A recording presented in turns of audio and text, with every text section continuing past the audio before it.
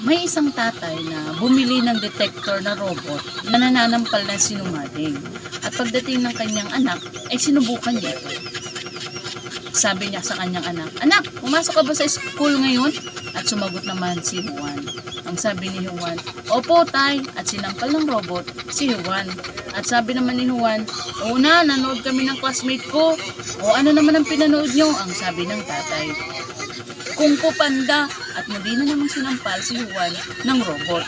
"O sige na, magsasabi na ako ng totoo. Porn po." "Ano?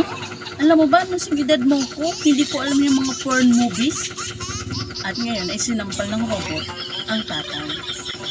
At nakita ng nanay ang nangyari sa mag-ama. Kung kaya tumawa ito ng malakas at sinabi na, "Mag-ama nga kayo." At ngayon ay sinampal din ang nanay ng robot. Ito ang tanong, bakit kaya sinampal ng robot yung nanay?